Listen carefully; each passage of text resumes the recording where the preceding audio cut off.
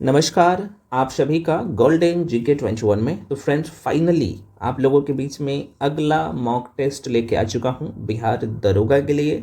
और आप सबको पता है कि आपके पेपर में जो क्वेश्चन छपता है, चाहे करंट अफेयर्स हो, बिहार स्पेशल हो, साइंस हो, history, polity, geography, eco, static GK या बाकी सेक्शन, यही कारण होता है कि टू दी पॉइंट आपको देखने को मिलता है। कारण क्या है कि सारे क्वेश्चन अपडेटेड होता है। मैं आपको बता दूं, अगर आप इससे पहले वाला मॉक टेस्ट नहीं दिए हैं तो इससे पहले मैं आप लोगों के लिए 1 से लेकर 7 फुल लेंथ टेस्ट करवा चुका हूं, तो वहां से जाके दे दीजिए। देखो, एक बात मैं आपको हमेशा कहता हूं भाई, आप इसका ना प्रिंट आउट करवा लीजिए।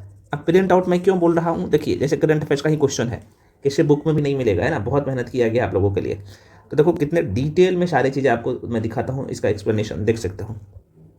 इतने उम्दा तरीके से इसका एक्सप्लेनेशन दिया गया है, करंट अफेयर्स का है, आप देख सकते हो। तो भाई आपका पूरे कंसेप्ट क्लियर हो जाता है और कहाँ से छूटेगा। इसलिए तो कह रहा हूँ कि इसे प्रिंट आउट करवा के मल्टीपल टाइम इसे रिवीजन कर लीजिए, ठीक है ना। चलिए शुरू करते हैं, हम लोग क्वेश्चन की तरफ बढ़ते हैं। और चूँकि अब जो है आपके सामने समय भी कम है, और ये कम समय नहीं है, ठीक ठाक टाइम है, बहुत अच्छे से अपने आप को तैयार कर लीजिए। चलिए, डेली एक टेस्ट लगाइए, प्रिंट आउट करवा लीजिए जो देता हूँ, और मल्टीपल टाइम रिवीजन करिए। चलिए अगला क्वेश्चन है भाई कि 2025 में 12वीं पैरा एथलेटिक्स विश्व चैंपियनशिप का मेजबान कौन सा देश है। क्योंकि ये ऐसा हो रहा है कि भारत में पहली बार और एशिया महाद्वीप में चौथी बार हो रहा है। इसका आयोजन कहाँ पे हो रहा है, तो राजधानी में, दिल्ली में। दिल्ली में कहाँ भाई, तो मैं आपको बता दूँ, हुआ था इसका 26 सितंबर से लेके 26 सितंबर मैं बोल रहा हूँ, 26 सितंबर से लेके 5 अक्टूबर के बीच में हुआ था। कहाँ पे, तो दिल्ली के जवाहरलाल नेहरू स्टेडियम में। बस इतना ध्यान रखना, यहाँ से प्रश्न पूछे जाएंगे, सारे क्वेश्चन एक दूसरे से लिंक रहता है। अगला प्रश्न है, महिला कबड्डी विश्व कप 2025 की मेजबानी कौन सा राज्य करेगा। कौन सा मैं राज्य बोल रहा हूँ, तो भैया ये बिहार। आप सबको पता है मार्च 2025 की बात है, यहाँ पे लिख देता हूँ, मार्च 2025 की बात है। एक्चुअली आप बिहार एग्जाम के लिए तैयारी कर रहे हैं तो इसलिए महत्वपूर्ण हो जाता है। अब कहिएगा सर इसका कहाँ पे हुआ था आयोजन, तो मैं आपको बता दूँ, बिहार में मार्च 2025 राजगीर स्पोर्ट्स अकादमी, कहाँ पे है पता है ना भाई, तो राजगीर स्पोर्ट्स अकादमी के जो है इंडोर हॉल में महिला कबड्डी विश्व कप की मेजबानी किया मार्च 2025 में। जिसमें आप देखेंगे तो भारत, चीन, जापान, दक्षिण कोरिया, है ना, ये सारे देश जो है इसमें भाग लिया। अच्छा, इससे पहले बिहार में कब जो है यहाँ पे इसका आयोजन हुआ था, तो भैया इससे पहले, चूँकि ये दूसरी बार है ना, ये दूसरी बार है बिहार में। इससे पहले जो है 2012 में पाटलिपुत्रा स्पोर्ट्स कम्प्लेक्स में पहली बार आयोजन इसका हुआ था, है ना। तो ये सारे क्वेश्चंस पूछा जाएगा, माइंड में रखिएगा। अगला प्रश्न है आपके सामने, क्वेश्चन है कि मार्टिन गुप्टिल, जिन्होंने हाल ही में अंतर्राष्ट्रीय क्रिकेट से संन्यास की घोषणा की, कह रहा है कि किस देश से संबंधित है। तो बिल्कुल आप लोग जो टिक कर पा रहे हो, ए न्यूजीलैंड बिल्कुल सही है, न्यूजीलैंड राइट आंसर हो जाएगा। आगे बढ़ जाते हैं, अगला क्वेश्चन है आपके सामने, एथलेटिक्स फेडरेशन ऑफ इंडिया के जो है नए अध्यक्ष, बहुत इंपॉर्टेंट है ये, माइंड में रख लीजिएगा। एथलेटिक्स फेडरेशन ऑफ इंडिया के नए अध्यक्ष के रूप में किसे चुना गया है, तो किसे चुना गया है, बिल्कुल बहादुर सिंह सागू इसका नाम ही है। तो आंसर क्या हो जाएगा, बहादुर से जो है सागू को चुना गया है। आगे बढ़ जाते हैं, अगला क्वेश्चन है कि किस क्रिकेट टीम ने 2024-25 में विजय हजारे ट्रॉफी जीती है। इतना इंपॉर्टेंट क्वेश्चन है, जो लोग पढ़ रहे हैं अच्छे से मन से उनको पता होगा, करंट अफेयर्स अगर पढ़ा होगा तो इतना ये हॉट क्वेश्चन है। तो आंसर क्या होगा भाई, बिल्कुल जो लोग यहाँ पे कर्नाटक टिक कर रहे हो, कर्नाटक ही राइट आंसर हो जाएगा। आंसर क्या हो जाएगा, A is the right answer, Karnataka हो जाएगा, ठीक है, कर्नाटक राइट आंसर हो जाएगा। कर्नाटक बिल्कुल सही टिक कर रहे हो, है ना। क्योंकि कर्नाटक पुरुष सीनियर क्रिकेट टीम ने 2024-25 के लिए देखेंगे तो फाइनल में विदर्भ को कितने रनों से, विदर्भ को हराया था कितने रनों से, जो 36 रनों से हराकर अपने नाम जो है 5वीं बार विजय हजारे ट्रॉफी जीत लिया, है ना। चलिए आगे बढ़ जाते हैं, अगला प्रश्न है आपके सामने, खेलो इंडिया विंटर गेम्स 2025 में किस राज्य या केंद्र शासित प्रदेश ने शीर्ष स्थान प्राप्त किया है भाई? तो बिल्कुल आप लोग लद्दाख का नाम जरूर सुना होगा, और मैं आपको करंट अफेयर्स जो करवाया हूँ बहुत कायदे से, खेलो इंडिया यूथ गेम कहाँ पे हुआ था, ये सब मैं आपको बहुत कायदे से पढ़ाया हूँ, ठीक है। तो ये इसमें लद्दाख हो जाएगा राइट आंसर। कहाँ पे लद्दाख है? लोकेशन यहाँ पे भाई, ठीक है। नाम से ही पता चल रहा होगा ना, देखो विंटर गेम, ठीक है ना। तो माइंड में रखिएगा। तो लद्दाख ने खेलो इंडिया विंटर गेम 2025 की पदक तालिका में लद्दाख ने कितने पदक जीता भैया? तो 4 स्वर्ण पदक, 4 स्वर्ण सहित टोटल 7 पदक जीते हैं, और ये पहला स्थान हासिल किया है। बहुत इंपॉर्टेंट है, माइंड में रखिएगा। अगला प्रश्न है, 9वें एशियाई शीतकालीन खेलों का मेजबान कौन सा, या फिर मैं रिपीट कर दे रहा हूँ, 9वें एशियाई शीतकालीन खेलों का मेजबान देश कौन सा है? ठीक है, बिल्कुल बिल्कुल, जो लोग चीन टिक कर रहा है बिल्कुल सही कर रहा है, चाइना हो जाएगा, चीन है, ठीक है। तो ये भी फ्रेंड्स, ये 7 से 14 फरवरी, बहुत कायदे से हम लोग पहले वाले क्वेश्चन, इससे पहले वाला जो टेस्ट करवाया था वहाँ पे भी हम लोग इसके बारे में चर्चा की है। चलिए अगला क्वेश्चन है, देखिए बहुत सारे फ्रेंड्स का था कि सर हम आपके साथ क्विक रिवीजन सीरीज जो लेके आए हैं, जिसमें मैं आपको बहुत जल्दी जल्दी बता देता हूँ। देखो भाई, छोटे छोटे नोट्स मिलता है। मान लो कि आप ज्योग्राफी कंप्लीट कर रहे हो ना, ज्योग्राफी का 12 से 15 पेज का नोट देता हूँ, ठीक है ना, 12 से मात्र 15 पेज का। मान लो हिस्ट्री की बात कर लो तो यहाँ पे 17 से 18 पेज का नोट्स रहता है सारे सब्जेक्ट का। यहाँ पे देख पा रहे हो, एक तो शॉर्ट नोट्स मिल जाता है इस सीरीज में, उसके बाद 25 साल का आपको PYQs मिल जा रहा है, और एक नोट्स को आप चाहोगे तो एक सब्जेक्ट को 1 घंटा में बहुत अच्छे से रिवीजन कर सकते हो, उस तरीके से डिज़ाइन किया गया है। और सबसे बड़ी बात है कि 200 टॉपिक कवर किया गया, इसमें शॉर्ट नोट्स PYQs सब शामिल है, ठीक है ना। तो सबका बुकलेट मिल जाता है। तो जो लोग ज्वाइन करना चाहते हो, मैं फ़ी कम कर दिया हूँ, आप सबको पता ही है, इसका मात्र 499 कर दिया हूँ। तो जो लोग ज्वाइन करना चाहते हैं क्या करिएगा, यहाँ पे नंबर लिख देता हूँ 7319924130, इस पर पेमेंट करके भेजना होता है। पेमेंट आप गूगल पे, फ़ोनपे, पेटीएम किसी भी माध्यम से कर सकते हैं, और उसका स्क्रीनशॉट करके इसी नंबर पे भेज दीजिएगा। हम आपको बैच में जोड़ देंगे और यहाँ से क्लास आप आराम से कर सकते हैं, ठीक है।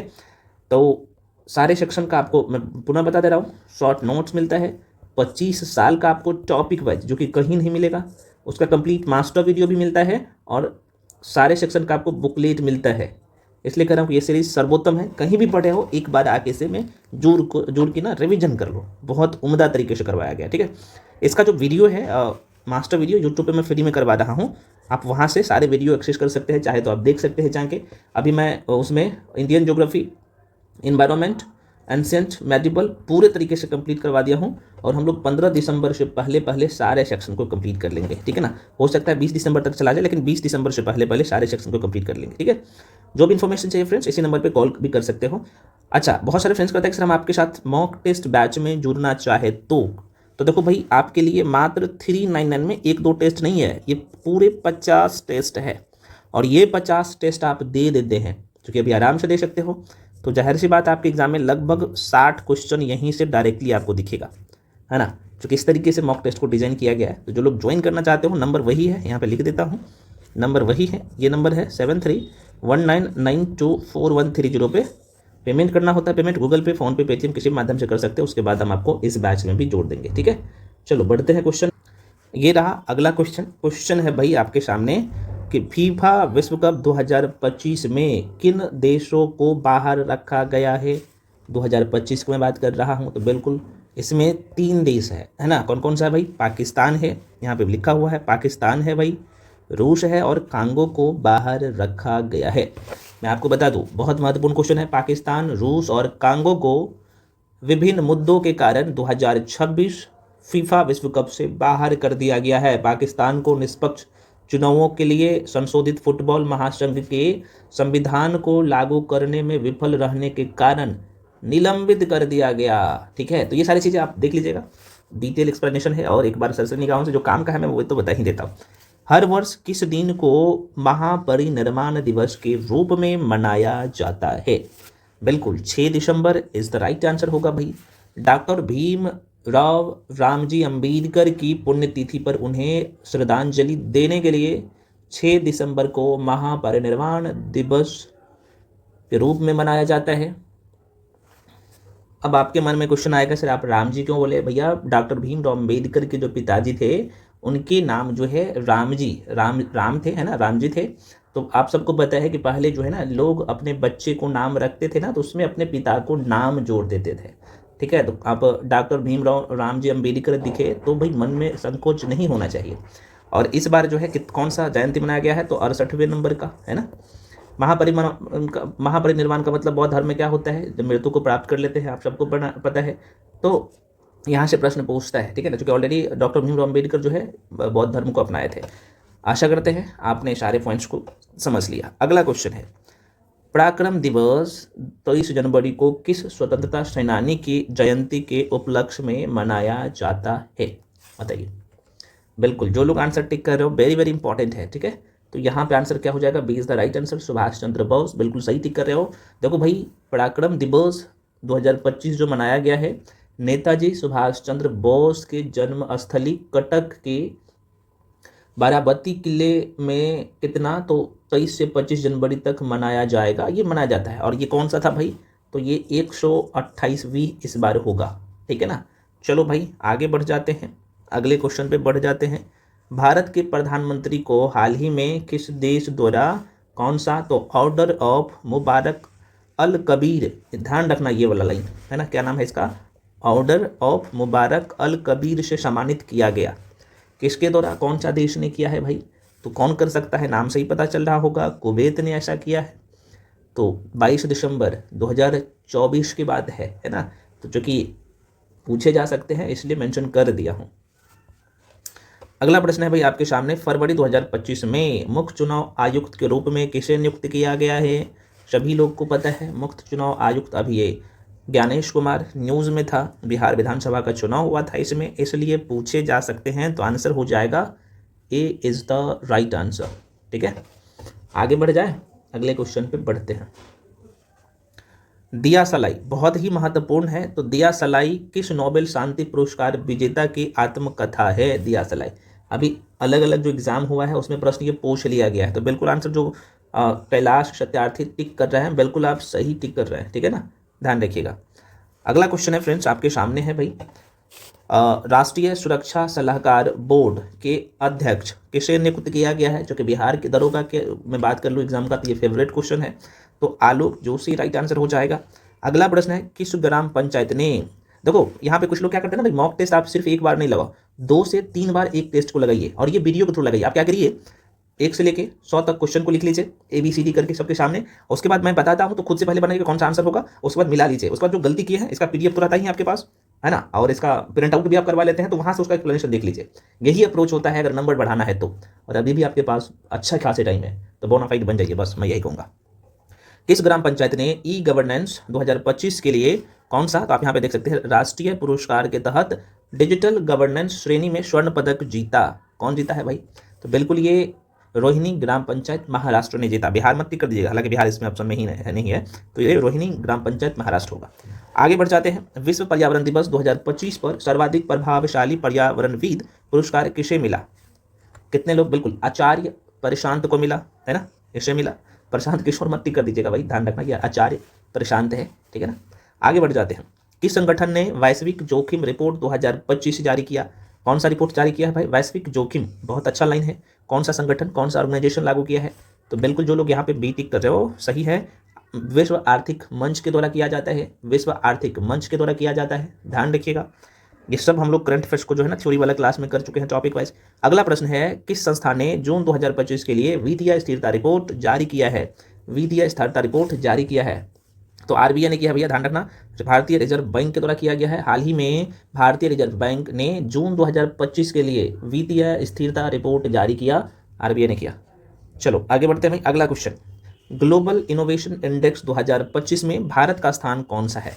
ग्लोबल, मैं बोल रहा हूँ ग्लोबल, बहुत इंपॉर्टेंट है, BBA कर लीजिएगा, और यहाँ से प्रश्न प्रबल संभावना है आपको देखने को मिलेगा। तो बिल्कुल भारत का जो स्थान है भाई 38वां है। तो विश्व बौद्धिक संपदा संगठन WIPO के द्वारा जो है यह सूचकांक जारी किया जाता है।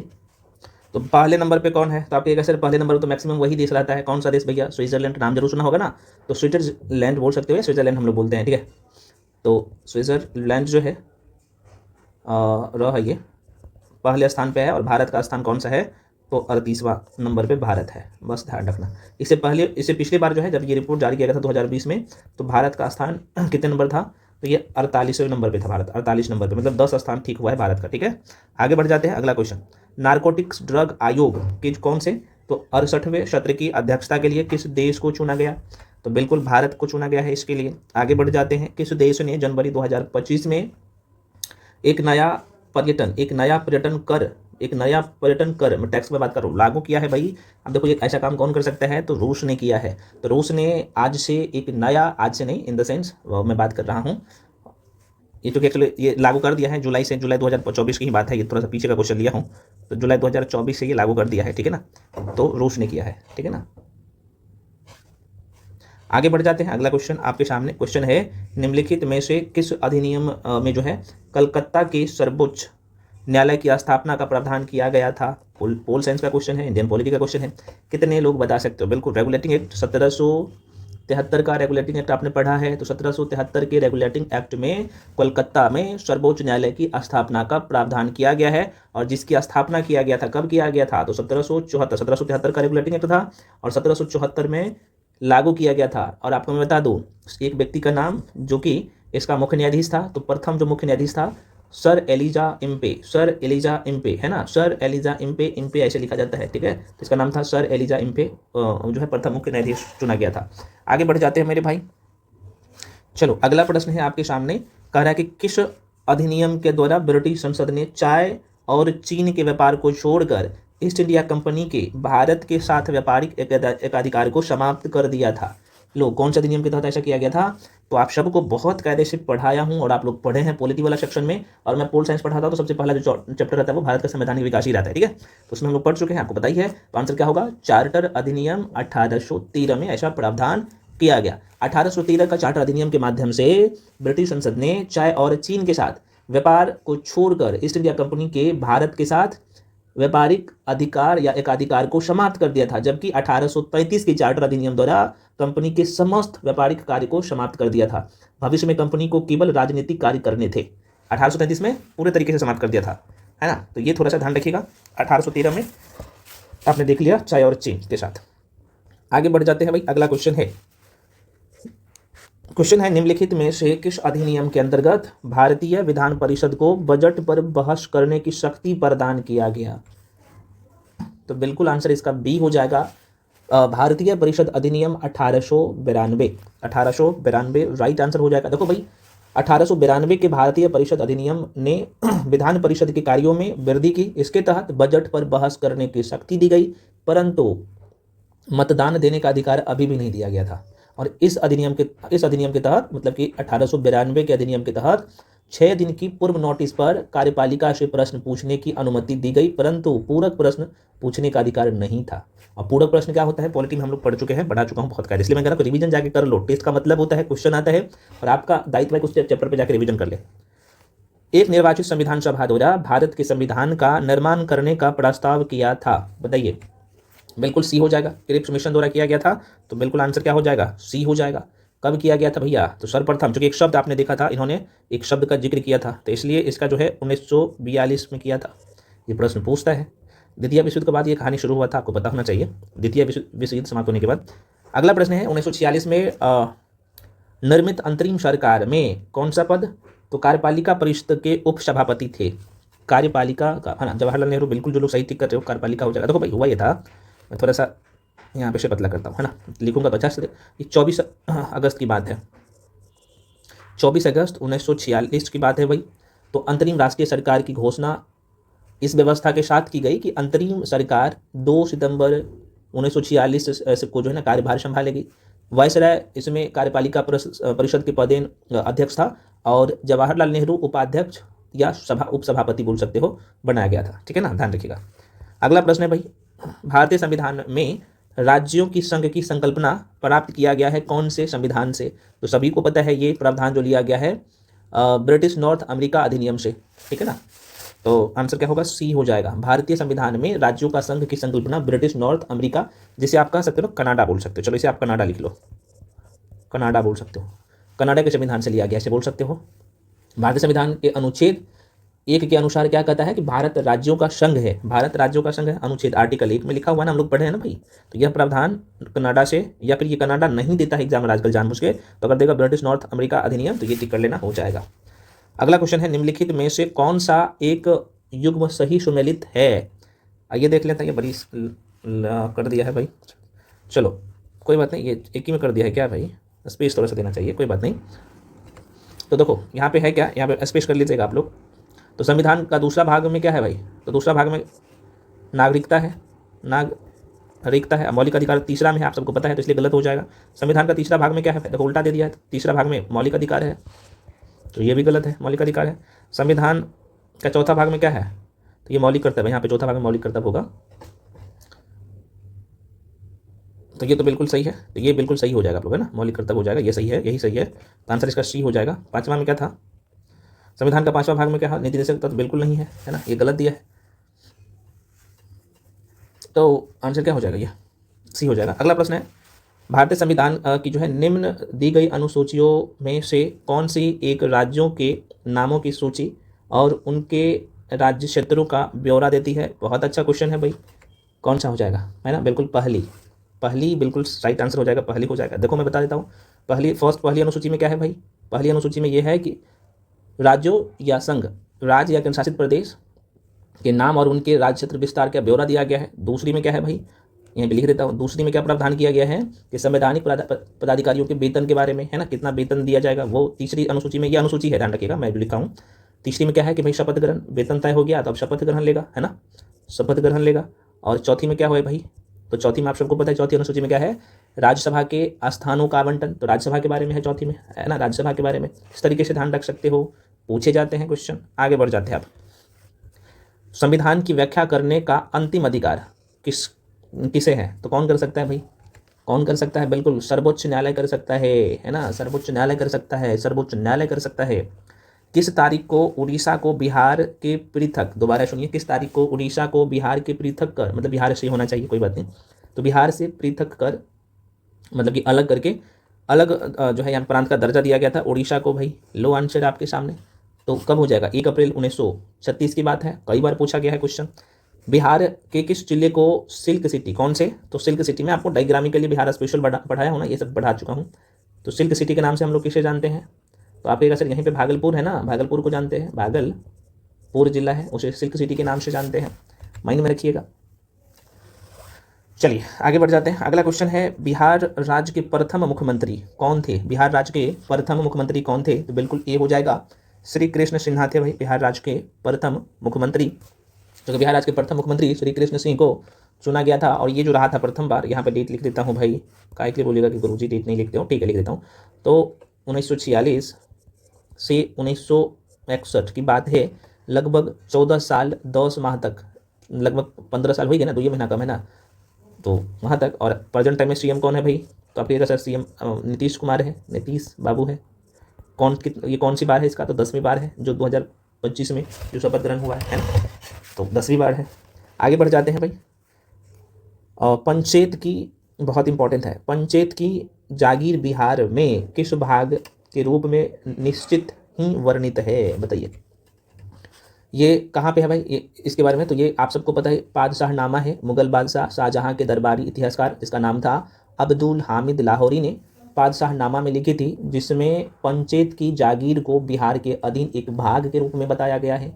पादशाहनामा को मुगल बादशाह शाहजहां के शासनकाल का प्रमाणिक इतिहास माना जाता है। पादशाहनामा पूछता है यहाँ से क्वेश्चन, ठीक है, जिसमें शाहजहां का संपूर्ण वृत्तांत लिखा हुआ है पादशाहनामा में, तो ये पंचायत के बारे में भी चर्चा कर दिया है।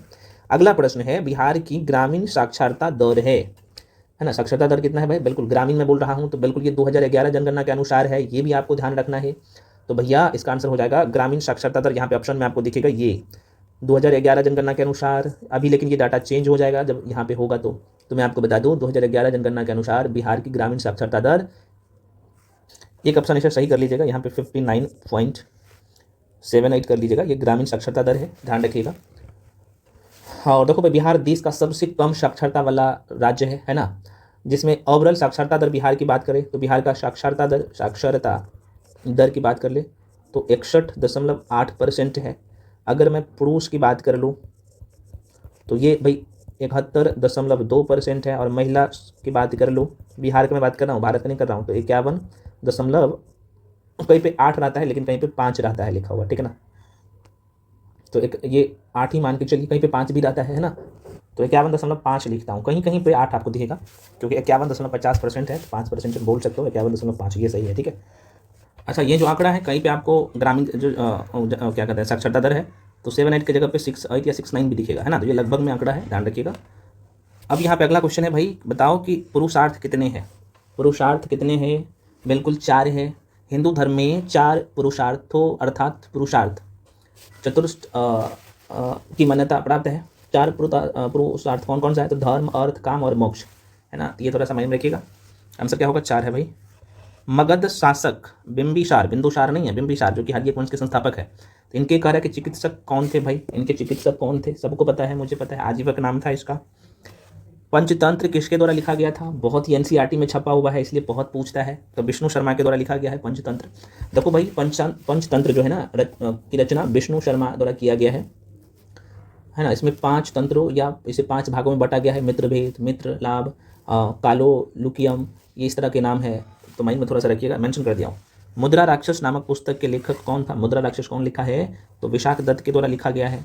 तो विशाख दत्त ने मुद्रा राक्षस और देवी चंद्रगुप्तम नामक नाटक लिखे हैं। पूछता है यहाँ से प्रश्न, बहुत कायदे से हम लोग पढ़ चुके हैं। अगला प्रश्न है, विक्रमशिला विश्वविद्यालय किनके द्वारा स्थापित किया गया था? विक्रमशिला विश्वविद्यालय भैया तो धर्मपाल के द्वारा किया गया था, बहुत पूछता है। तो देखो भाई, विक्रमशिला विश्वविद्यालय वर्तमान बिहार में देखा जाए तो कहाँ पे है इसका लोकेशन? तो आप सर यहाँ पे लिख ही देता हूँ, ठीक है ना। भागलपुर में है, भागलपुर में। यहाँ से पूछता है क्वेश्चन। इसकी स्थापना धर्मपाल के द्वारा किया गया था लगभग 8वीं शताब्दी के समय में, है ना। इनके जो आचार्य थे, इसका नाम था दीपंकर श्री ज्ञान, है ना। इनका बहुत आपको पता होगा कि भाई चर्चा मिलता है आपको देखने को इतिहास में। 12वीं सदी में राष्ट्रकूट वंश के 5 शिलालेख किस राज्य में मिले हैं? राष्ट्रकूट का पढ़े हैं ना हम लोग बहुत कायदे से, बिल्कुल। ये कहाँ पे मिला है? कर्नाटक वाला क्षेत्र में था। तो 12वीं सदी के या फिर 12वीं सदी में राष्ट्रकूट वंश का 5 शिलालेख कर्नाटक राज्य में पाए गए हैं। निम्नलिखित में से कौन सा जो है जीव समूह भूमि की उर्वरा शक्ति बढ़ाने में सहायक होता है? कौन होगा? भूमि का उर्वरा शक्ति कौन बढ़ाता है भाई? तो आप कहिएगा सर केंचुआ तो है ही नहीं, तो इसके अलावा कौन होगा? तो बिल्कुल साइनोबैक्टीरिया राइट आंसर हो जाएगा। Cyanobacteria is the right answer, ये भी बढ़ाता है। केचुआ तो ठीक है। अगला क्वेश्चन है, मशरूम क्या है भाई? तो मशरूम कवक है, सभी को पता है। तो मशरूम क्या है? कवक है, फंगी है। इनका प्रयोग खाने में सब्जी के रूप में भी किया जाता है। जीव विज्ञान में कवक का अध्ययन को हम लोग क्या कहते हैं? माइकोलॉजी। माइकोलॉजी बहुत पूछता है, ये माइकोलॉजी कहते हैं। आगे बढ़े, अगला प्रश्न है, वायवीय शोषण बहुत इंपॉर्टेंट है। हम लोग सर्कुलेटरी सिस्टम और रेस्पिरेटरी सिस्टम जो पढ़े हैं बायोलॉजी में, आ रहा है ना काम में। अब देखो टेस्ट में इसलिए तो कह रहा हूँ।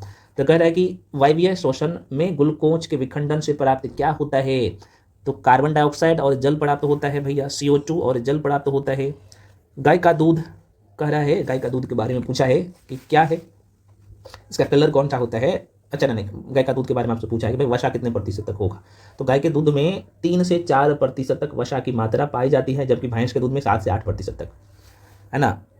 बिल्कुल यहाँ पे बी हो जाएगा, कम वसा युक्त होता है भैंस के कंपेयर में। लगभग 3 से 4% तक जो है गाय के दूध में पाया जाता है। भैंस के दूध में वसा जो पाया जाता है, मतलब फैट, भैंस के दूध में तो ये 7 से 8% तक रहता है। अगला प्रश्न है भाई, सूती रेशा प्राप्त किया जाता है। सूती रेशा बिल्कुल ये बीज से प्राप्त किया जाता है। आंसर क्या होगा? बीज से। रुधिर में होते हैं, ब्लड में क्या होता है भाई? तो प्लेटलेट्स होता है ना, प्लेटलेट्स होता है ना। ब्लड में प्लेटलेट्स अथवा आप इसे बोल सकते हो थ्रोम्बोसाइट्स पाए जाते हैं। ये रक्त का थक्का बनाकर उसके स्राव को नियंत्रित करता है। डेंगू रोग में इनकी कमी हो जाती है, जिनको डेंगू रोग होता है ना, तो यही कमी हो जाता है। और मानव शरीर में अधिक रक्तस्राव हो जाता है और पीड़ित व्यक्ति को फिर मृत्यु हो जाएगा। थोड़ा सा ध्यान में रखिएगा, प्लेटलेट्स हो जाएगा राइट आंसर।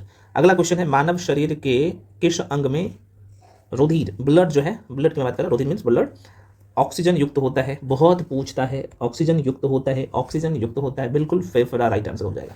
मानव शरीर में या फिर मानव शरीर के फेफड़े में रुधिर मतलब ब्लड जो है ना, ऑक्सीजन युक्त होता है। फेफड़ों में ही ब्लड जो है ऑक्सीजन में घुलकर शुद्ध शुद्ध ब्लड परिवर्तित होता है। और यह जो है वायु में सांस लेने वाले प्राणियों का मुख्य शोषण अंग होता है फेफड़ा, लंग्स, आपको पता होना चाहिए। फेफड़े की दीवार पर जो है असंख्यक बड़ी संख्या में नलिकाएं होता है, बड़ी संख्या में नलिकाएं उपस्थित होता है, या स्पंज की तरह वैसे बोल सकते हो। अगला प्रश्न है, मानव शरीर में मांसपेशियों को या बोल सकते हैं पेशियों को हड्डी से जोड़ने का काम कौन करता है? देखो यहाँ पे मैंने दो तरीका बताया था। एक तो मांसपेशियाँ को हड्डी से कौन जोड़ता है, हड्डी से कौन जोड़ता है, और बहुत पूछता है यहाँ से क्वेश्चन, आपने नाम जरूर सुना होगा। तो ये कंडरा का काम होता है, कंडरा कंडरा कंडरा है ना, जिसे हम लोग टेंडन भी कहते हैं ना, कंडरा को टेंडन कहते हैं। यहाँ पे देख मैं लिख भी दिया हूँ तो आंसर तो इसका ये ए हो जाएगा। लिंगामेंट का काम क्या होता है, लिंगामेंट का काम क्या होता है ना, तो लिंगामेंट हड्डियों को आर्टिकुलर छोर से जोड़ता है, जबकि उपास्थि का निर्माण कंकाली संयोजी ऊतक से होता है। या फिर आपसे कई बार पूछता है ना कि भाई हड्डी को हड्डी से कौन जोड़ता है, तो इस व्यक्ति का नाम है जो जोड़ता है, व्यक्ति मैं नहीं कहूँगा, ये हमारे शरीर का अंग है, तो इसे स्नायु बोल सकते हो, स्नायु, या इंग्लिश में इसे लिंगामेंट बोलते हैं ना, यहाँ पे लिख देता हूँ लिंगामेंट। मांसपेशी को हड्डी से कौन जोड़ता है, इसका नाम है टेंडन या कंडरा, इंग्लिश में टेंडन कहते हैं और हिंदी में कंडरा कहते हैं। बस ध्यान रखना, आज के बाद क्वेश्चन बन जाएगा, ठीक ना।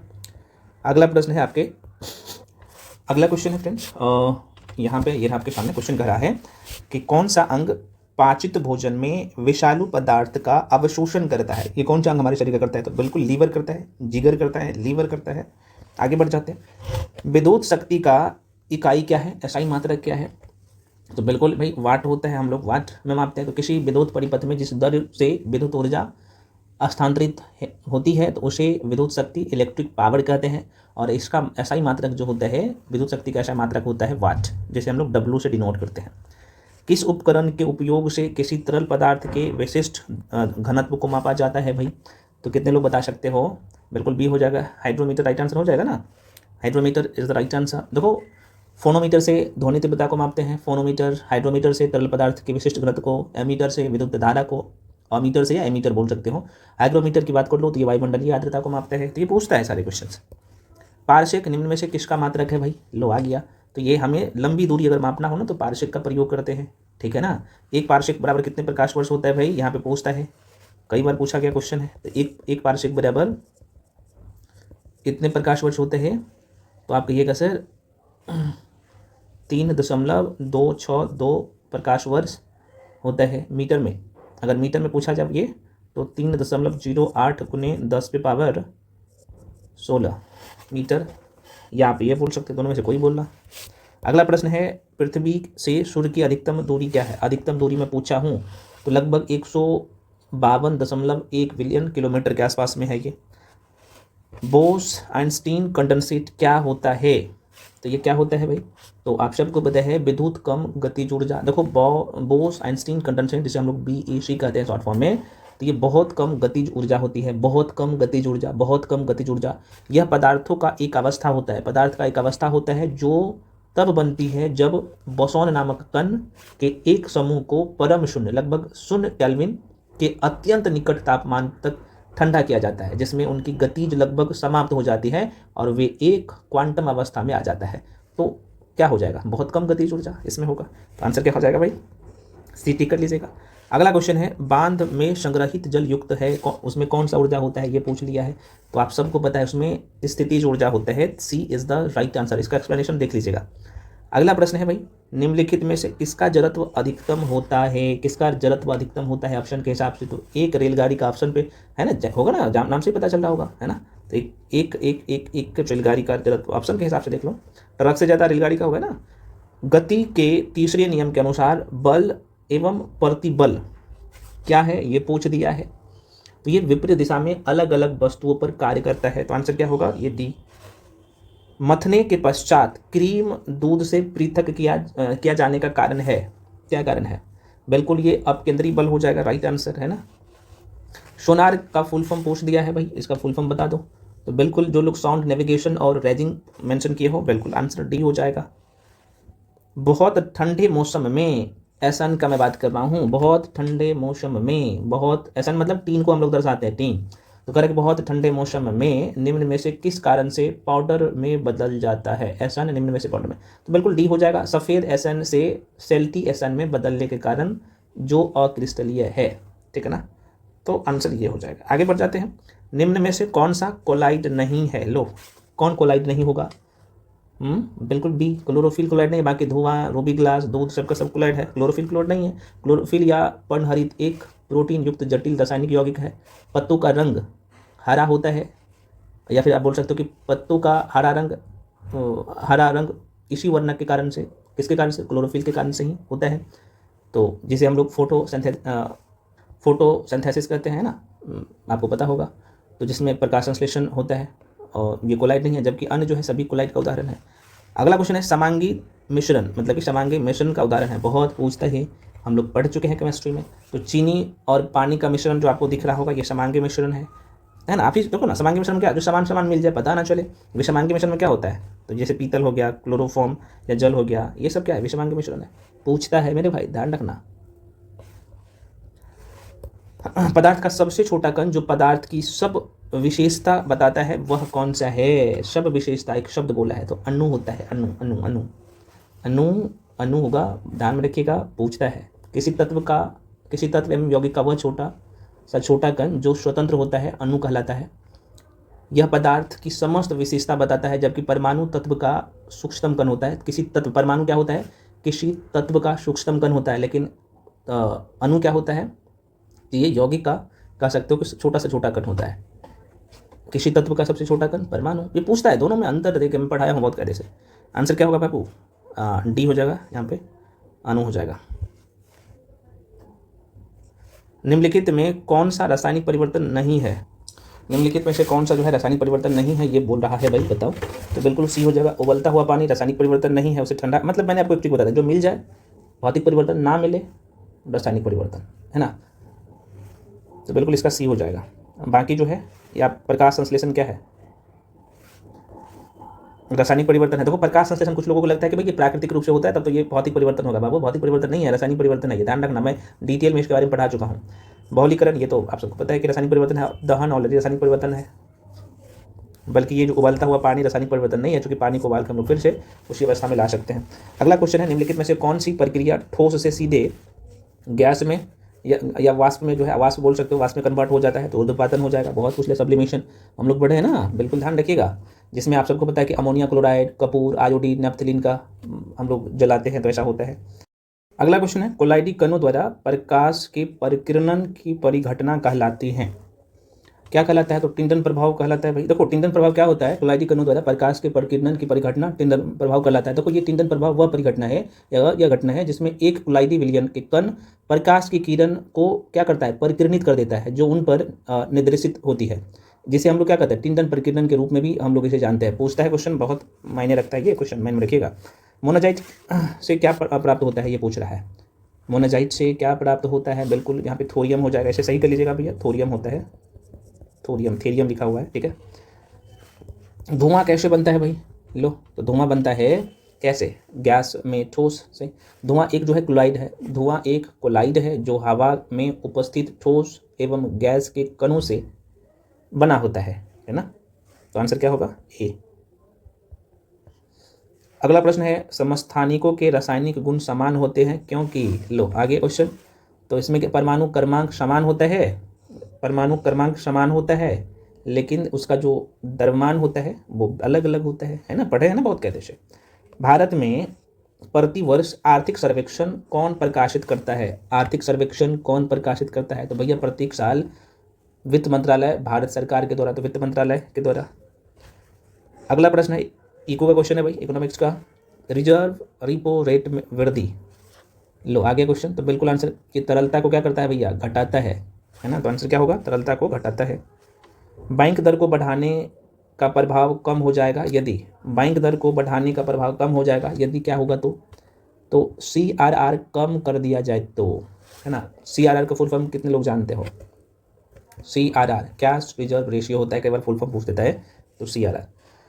गिफिन वस्तु के बारे में मैं बोल रहा हूँ, एक शब्द गिफिन वस्तु के बारे में निम्नलिखित में से कौन सा कथन सही है ना। देखो, कीमत बढ़ने पर मांग बढ़ जाती है, हम लोग पढ़ चुके हैं इको में। आंसर क्या होगा? डी होगा। अगला क्वेश्चन है, कच्चा माल सम्मिलित किया जाता है भाई, कहाँ पे किया जाता है? तो ये कार्यशील पूंजी में सम्मिलित हम लोग करते हैं इसे। तो आंसर क्या होगा? कार्यशील पूंजी।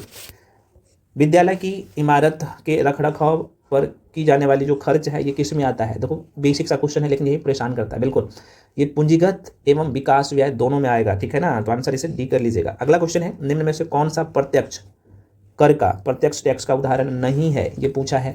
तो वस्तु और सेवा कर, ये दोनों इस नहीं है भाई, है ना। हाँ हाँ बिल्कुल बिल्कुल, आंसर डी हो जाएगा ये। आयात और निर्यात पर लगने वाला जो कर है, टैक्स है, ये कौन सा है? तो ये सीमा शुल्क होता है भैया, है ना। आगे बढ़ जाते हैं। 2011 जनगणना के अनुसार भारत की साक्षरता दर, जनसंख्या पिछले वाले क्वेश्चन में बोल दिया था क्या, ये साक्षरता दर पूछ रहा है 2011 जनगणना के अनुसार भारत का पूछ रहा है भैया। तो आंसर क्या होगा? बिल्कुल 74.4 हो जाएगा, ये ध्यान में रखिएगा। पुरुष अगर पूछा जाए तब, अगर यहाँ पे भारत का साक्षरता पूछा जाए, साक्षरता दर पूछा जाए तो 74.04 होता है, 74.04% पुरुष पूछा जाए तो कितना है भाई? 81.14% है भाई। 81 नहीं 82 होगा ना, 82.14%। महिला अगर पूछा जाए तो कितना हो जाएगा भाई? यहाँ पे लिख देता हूँ भारत का महिला, तो आप कहिएगा महिला हो जाएगा भाई 65 दशमलव कितना 46%। सबसे साक्षरता वाला जो जिला है, सॉरी राज्य है, कौन सा है भाई? तो केरल है, 93.91 है। और यूटी पूछा जाए तो यूटी में कौन हो जाएगा? लक्षद्वीप हो जाएगा, वहाँ पे 92.28% है। तो ये सब क्वेश्चन पूछता है, माइंड में रखिएगा। ये डेटा ऑलरेडी आपके उसमें मेंशन कर दिया हूँ। अगला क्वेश्चन है, धार्मिक जनसंख्या 2011 के अनुसार भारत के में लिंगानुपात किस धर्म में सबसे अधिक है? लो आ गया, तो ईसाई में है। मैं क्या बोल रहा हूँ? धार्मिक जनसंख्या के अनुसार भारत में लिंगानुपात किस धर्म में सबसे अधिक है? तो बिल्कुल ईसाई धर्म में सबसे ज़्यादा है। आगे बढ़ जाते हैं। अल्प बेरोजगारी तब होती है जब लोग क्या अपनी क्षमता से कम काम करते हैं, तो उसे हम लोग क्या कहते हैं? अल्प बेरोजगारी। ये नौसेना विद्रोह का नेतृत्व किसने किया था? लो भाई आ गया, तो MS खान के नाम कौन नहीं जानता है, ठीक है ना। और ये 1945-46 की बात है, हम लोग पढ़ चुके हैं। 1937 में कांग्रेस मंत्रिमंडल कितने प्रांतों में बने, है ना? तो बिल्कुल ये 8 प्रांत में, ठीक है ना। मद्रास, बिहार, उड़ीसा, मध्य प्रदेश नहीं, मध्य प्रांत था, संयुक्त प्रांत, बम्बई, असम, और 8वें नंबर पे पश्चिमी प्रांत था। निम्नलिखित में से कौन बंगाल में अस्थायी बंदोबस्त प्रस्तावक था, ऐसे बोल सकते हो।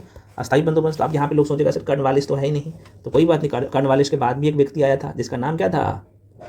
Sir John Shore. अस्थायी बंदोबस्त जैसे हम लोग इस्तेमारी बंदोबस्त बोल सकते हैं, तो ये प्रस्तावक है। लागू किया था कौन? तो लागू किया था कर्नवालिस लागू करने, लेकिन इनका जो प्रस्ताव जो पेश किया था ना, इसका उस व्यक्ति का नाम था सर जॉन शोर को माना जाता है।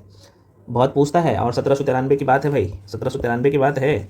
लागू किया था कौन? कर्नवालिस 1793 में, 93 ईस्वी में, ठीक है ना। ये खास तौर पे अगर अस्थायी बंदोबस्त की बात कर लूँ ना, तो ये बिहार, बंगाल, उड़ीसा के क्षेत्र में ये शामिल किया गया था। ब्रिटिश भारत का 19% भाग पर था।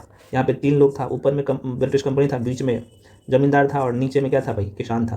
किसान इसको टैक्स देता था जमींदार को, और जमींदार कंपनी को पहुँचाता था, ठीक है ना। लगभग 11% यहाँ पे टैक्स वसूला जाता था, आपको पता होना चाहिए। बहुत इंपॉर्टेंट ये लाइन है, माइंड में थोड़ा सा रखिएगा। जिसमें ब्रिटिश कंपनी को 10% देता था, 11% ये वसूलता था, तो और 1% जमींदार अपने पास रखता था। बहुत सारे हम लोग पढ़ चुके हैं इसके बारे में। उसके बाद यहाँ पे महलवारी व्यवस्था लाया गया था। उसके बाद रैयतबारी व्यवस्था, तो रैयतबारी व्यवस्था इस क्षेत्र में था, मद्रास मुंबई वाला क्षेत्र में। महलवारी व्यवस्था जो है लाया गया था पंजाब वाला क्षेत्र में। बहुत सारे हम लोग पढ़ चुके हैं भाई, ये सब माइंड में रखना। अगला क्वेश्चन है मेरे भाई, किस ब्रिटिश गवर्नर जनरल पर जो है महाभियोग का मुकदमा चलाया गया था? ठीक है ना, बिल्कुल सी हो जाएगा, वारेन हेस्टिंग राइट आंसर हो जाएगा। स्वराज मेरा जन्मसिद्ध अधिकार है और मैं इसे लेकर रहूँगा, ये कथन किसका है भाई? बिल्कुल लोकमान बाल गंगाधर तिलक। स्वतंत्र भारत के प्रथम गृह मंत्री थे, स्वतंत्र भारत में बोल रहा हूँ, ध्यान रखिएगा। सरदार वल्लभ भाई पटेल राइट आंसर हो जाएगा। मैं समाजवादी और गणतंत्रवादी हूँ, यह कांग्रेस के एक जो है अधिवेशन में अपने अध्यक्षीय भाषण में किसने की, है ना। तो ये अच्छा क्वेश्चन है, तो जवाहरलाल नेहरू आपको पता होना चाहिए। राजनीति कभी धर्म से अलग नहीं हो सकती, बहुत अच्छा है। और ये कौन बोल सकता है? ये की व्यक्ति है महात्मा गांधी। जय जवान जय किसान का नारा किसने दिया था, है ना। तो बिल्कुल आप लोग आंसर जो टिक कर रहे हो, लाल बहादुर शास्त्री। आराम हराम है जवाहरलाल नेहरू का नारा है। जय हिंद सुभाष चंद्र बोस का नारा है। करो या मरो महात्मा गांधी के। वेदों की और लौट लो दयानंद सरस्वती की है।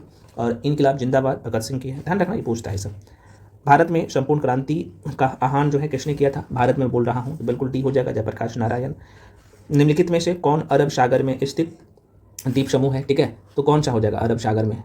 सबको पता है ना, हम लोग पढ़ चुके हैं इंडियन ज्योग्राफी में, इसमें बताने की जरूरत है। यहाँ पे लक्षद्वीप है ना, अंडमान निकोबार द्वीप बंगाल की खाड़ी में है, ना अरब सागर पूछा है आपसे, तो लक्षद्वीप राइट आंसर हो जाएगा। अगला प्रश्न है, ज्वारनद मुख निम्न में से कौन सी नदी है जो एस्चुरी बनाती है? मैं बहुत कार्य से पढ़ा चुका हूँ, इसलिए बोल रहा हूँ कि इंडियन ज्योग्राफी का मास्टर वीडियो दिया हूँ, लगभग 3 घंटा का वीडियो है, उसे जाकर देख लेना, एक भी क्वेश्चन नहीं छूटेगा। जो भी मास्टर वीडियो देता है ना उसको देख लेना, उसके बाहर क्वेश्चन नहीं जाएगा पेपर में, मैं बोल रहा हूँ। उसका शॉर्ट नोट्स भी लेकिन डिस्कस कर लेना बस। ताप्ती नदी हो जाएगा राइट आंसर। अगला क्वेश्चन है भाई, ये नदियाँ पूर्व से पश्चिम की ओर बहती हैं, अरब सागर में गिरती है, आपको पता होना चाहिए। अलकनंदा तथा भागीरथी नदी कहाँ आकर मिलती है? लो बिल्कुल आंसर देवप्रयाग में। निम्नलिखित नदी समूह में यहाँ पे किस समूह नदियों का जो है उद्गम मानसरोवर झील के निकट है? लो आ गया, मानसरोवर झील के निकट कौन कौन सी नदी हो जाएगा? तो बिल्कुल जो लोग सी टिक कर रहे हो, ब्रह्मपुत्र, सतलज और सिंधु, ये C is the right answer. Bharat की जलवायु कौन सी है भाई? तो बिल्कुल सी हो जाएगा, उष्ण कटिबंधीय है, मानसूनी जलवायु है भारत की, तो सी इज द राइट आंसर। आकाशगंगा है, क्या है आकाशगंगा? तो बिल्कुल सी हो जाएगा, गैलेक्सी। आकाशगंगा है, गैलेक्सी है, जो कि असंख्य तारे, कई सारे तारे का समूह है ये। पृथ्वी के भ्रमण की गति पूछा है, तो कितना है समय पूछा है, तो ये 28 किलोमीटर प्रति मिनट है, 1 मिनट में 28 किलोमीटर घूम लेता है पृथ्वी का भ्रमण काल। ठीक है ना, आगे बढ़ जाते हैं। सूर्य, अगला क्वेश्चन है, सूर्य से दूरी के अनुसार पृथ्वी और बुध के बीच ग्रह कौन सा है? ये क्वेश्चन हम लोग बहुत पहले से पढ़े हैं ना, तो क्या हो जाएगा भाई? सी हो जाएगा ना। सूर्य से दूरी के अनुसार पृथ्वी और बुध के बीच में शुक्र है ना। अगला प्रश्न है, भारतीय प्रादीप का कौन सा शहर 8 डिग्री अक्षांश बोल सकते हो, 8 डिग्री अक्षांश से निकटतम है भाई? क्या ये सो मत कुछ समझना, ऐसा ही हो गया है। तो 8 डिग्री चैनल, 8 डिग्री 4 मिनट यहाँ से शुरू होता है ना भाई, यहाँ से कन्याकुमारी से, तो कौन हो जाएगा? कन्याकुमारी ही हो जाएगा। ये रामेश्वर सब तो थोड़ा सा पीछे है। क्या होगा? कन्याकुमारी हो जाएगा आंसर, यहाँ पर सही हो जाएगा। तो फ्रेंड्स आप लोग जो है इसका एक्सप्लेनेशन जरूर यहाँ पे देख लीजिएगा, डिटेल में सब लिख दिया हूँ, इसलिए अगर आपको प्रिंट आउट करवा के ना रिवीजन कर लो, बस बोनाफाइड बन जाओगे। क्वेश्चन जैसे मान लीजिए ये क्वेश्चन आपको दिख रहा होगा, तो इससे संबंधित सारे क्वेश्चन का एक्सप्लेनेशन आपको दिख जाएगा ना। कट ऑफ मार्क्स की मैं बात कर लूँ तो ये लगभग आपका 68 के आसपास में नंबर है, तो आपका गुड स्कोर है ना, जो कि करंट अफेयर्स और सारे सेक्शन का क्वेश्चन। ठीक है, तो 78 मार्क्स ये कट ऑफ मार्क्स है इस टेस्ट का। जो लोग अभी तक टेलीग्राम ज्वाइन नहीं किए हैं कर लीजिए, क्योंकि यहाँ पे बहुत सारी चीज़ें आपको फ्री में प्रोवाइड की जाती है। मिलते हैं फिर अगले वीडियो में अगले टेस्ट के साथ। मैं डेली टेस्ट करवाऊंगा, आप लोग क्या करिए, वीडियो को लाइक करिए कम से कम, ताकि मैं भी मोटिवेट हो सकूँ कि भाई हम आपको डेली टेस्ट करवाएं, है ना। वीडियो को भाई अलग अलग ग्रुप में शेयर भी कर दीजिए, ताकि वैसे लोगों तक पहुँच जाए जिन तक नहीं पहुँच पाता है, जिनको ज़रूरत है ना। मिलते हैं फ्रेंड्स अगले वीडियो में, तब तक के लिए जय हिंद।